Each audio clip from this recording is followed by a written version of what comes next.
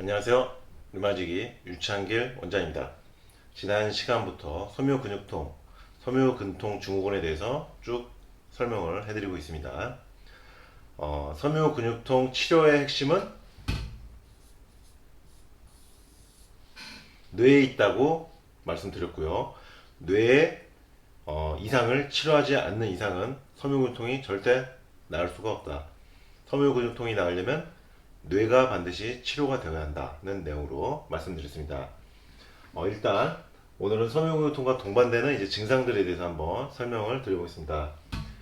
섬유근육통 증후군으로 진단받기 전에 여러 가지 다양한 진단과 치료를 받게 되는 경우가 많습니다. 현재에도 섬유근육통인지 모르고 다른 과에서 치료받고 있는 경우도 많다. 이 섬유근육통이란 것은 지금 현재 류마티스 내과에서 주로 진료를 하고 있는데요. 신경정신과에서 치료받고 있는 분들도 있어요. 섬유근육통인지 모르고. 그리고 정형외과나 어떤 물리치료를 하게 되는 경우, 여러 가지 다양한 과에서 섬유근육통인지 모르고 치료를 받고 계신 경우도 많습니다. 부인과, 산부인과,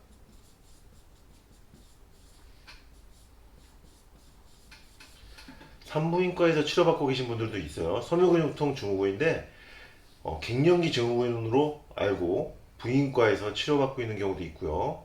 어깨가 안 좋기 때문에 정형외과에서 또 치료받고 계신 분들도 있고, 정신신경과적인 문제로 판단을 해서 신경정신과에서 치료받고 있는 섬유근육통 환자분들도 많습니다. 그러니까 이 얘기는 뭐냐? 섬유근육통이라는 것은 진단이 잘 이루어지지 않으면 엉뚱한 과에서 치료를 받게 되는 경우가 많다는 거예요.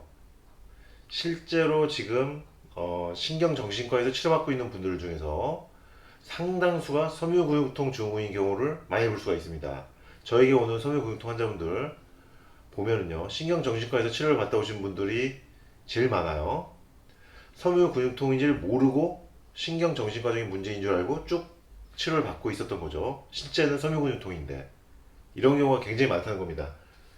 섬유근육통과 동반된 증상들, 섬유근육통 진단 전에 어떤 질환들로 진단받으면서 진행이 되는지 오늘과 그리고 다음 시간에 이어서 두 번에 걸쳐서 설명을 드리겠습니다.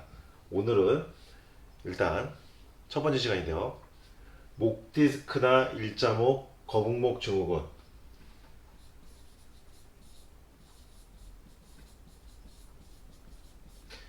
목에 문제가 나타나요. 섬유근육통이라는 건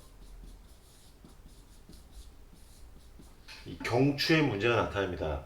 섬유근육통이 있다. 거의 대부분 목과 어떤 목 주변 근육에 문제가 나타나요. 통증이 나타나거나 강직이 나타나거나 뻣뻣한 감각 이상, 죄어드는 느낌, 목과 목 주변에 어떤 불편한 느낌이 나타나는데 이 느낌 때문에 섬유근육통인지 모르고 이 목에 대해서 치료를 받고만 계신 분들이 있어요. 섬유근육통인지 모르는 거죠. 두 번째로는 허리 디스크와 척추 측만증. 척추 관련 문제로 치료받고 있는 분들 중에서 섬유근육통인 경우도 있습니다. 섬유근육통이 있는 분들이 대부분 척추 허리가 안 좋습니다. 그러다 보니까 섬유근육통 진단 전에 척추 관련 진료과에서 여기저기서 진료받으면서도 이상하게 안 낫는다 이러면서 돌아다니시는 분들이 있고요. 나중에 보면 섬유근육통이었던 거죠. 근막통통 증후군 환자분들 중에서도 상당수가 섬유근육통 증후군에 해당하는 분들입니다. 섬유근육통인지 모르고 단순 근막통통 여러 부위에서 나타나는 걸로만 생각하는 건데 근막통통 증후군이 여러 부위에서 동시다발적으로 나타나면서 잘 안 낫는 분들은 섬유근육통 증후군을 의심해 보실 필요가 있어요. 그리고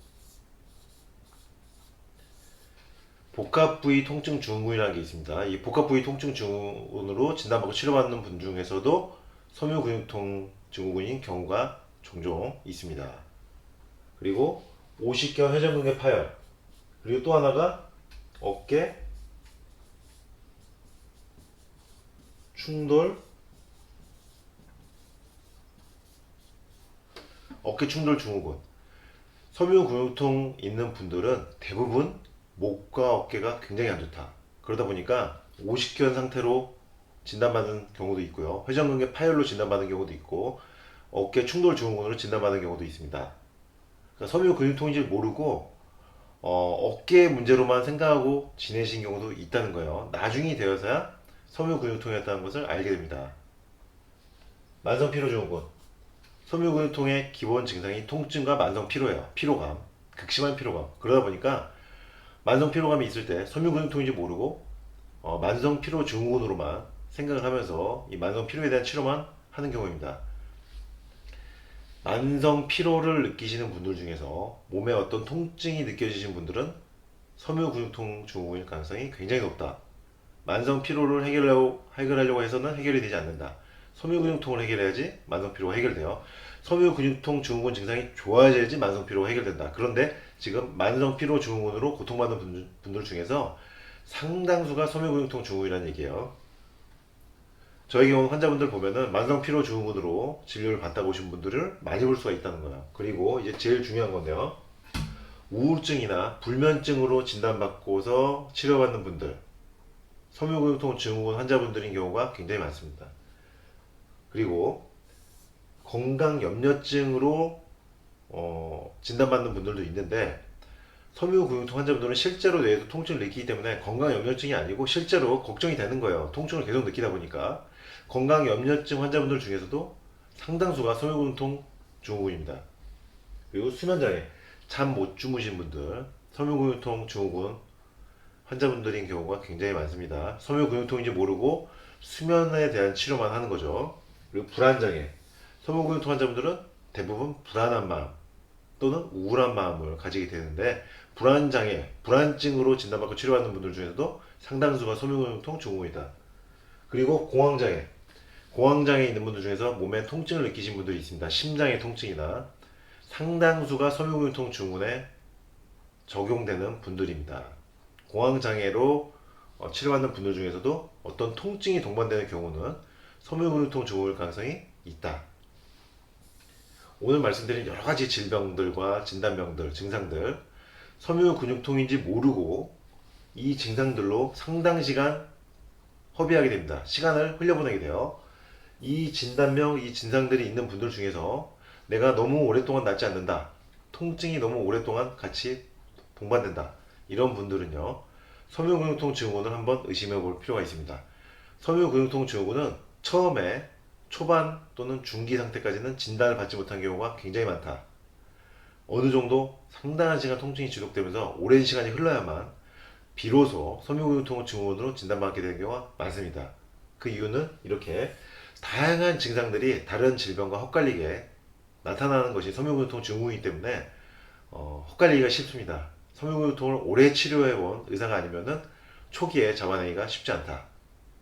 오늘은 섬유근육통과 혼동되는, 동반되는 또는 섬유근육통으로 진단받기 전에 나타나는 증상들, 섬유근육통인 줄 모르고 치료받게 되는 증상들이 어떤 것들이 있는지 설명드렸습니다. 다음 시간에 두 번째, 섬유근육통과 동반될 수 있는 증상들, 섬유근육통인지 모르고 치료받을 수 있는 증상들에 대해서 두 번째 시간으로 말씀드리겠습니다. 이상 류마지기 유창길 원장이었습니다.